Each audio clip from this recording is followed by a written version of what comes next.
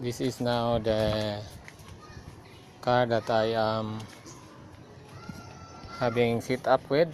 It's gas.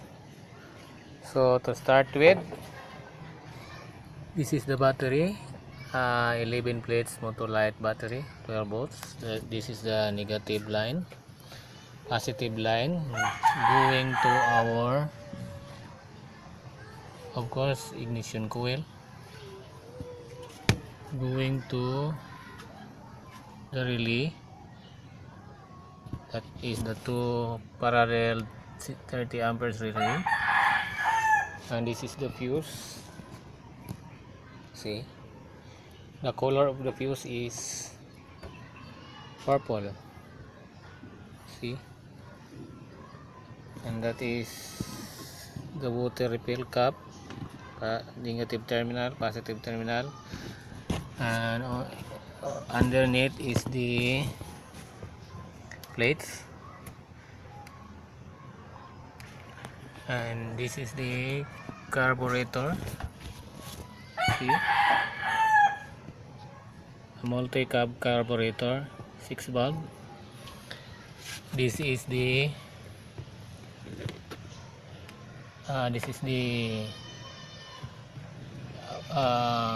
gas inlet port, which I condemn, put a bolt there, and this is the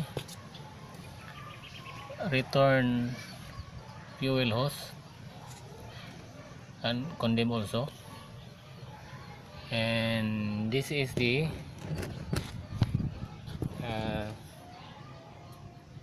hose outlet of the HHO going to the intake manifold there.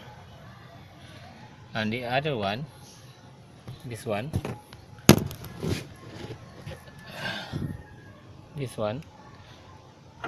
just go there. So as we are going to start the engine, it will take a few crank to start.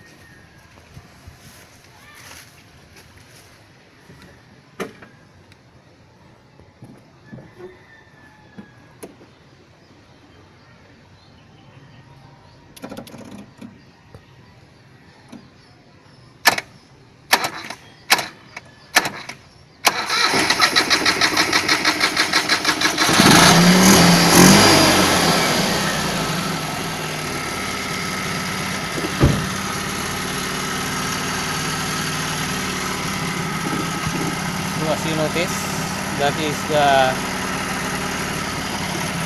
HHO gas being produced by this HHO generator. It is running. See, we are going to rev.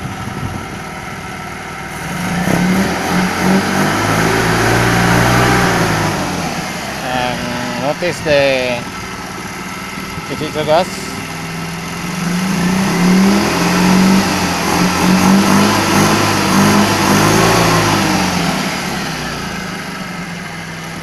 And when we are going to detach this one, this hose, the engine will stop. See?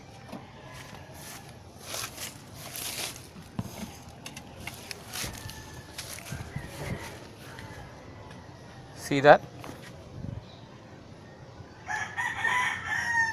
I detach the hose going to the intake manifold there, and the engine stop. So that's all, sir. Thank you.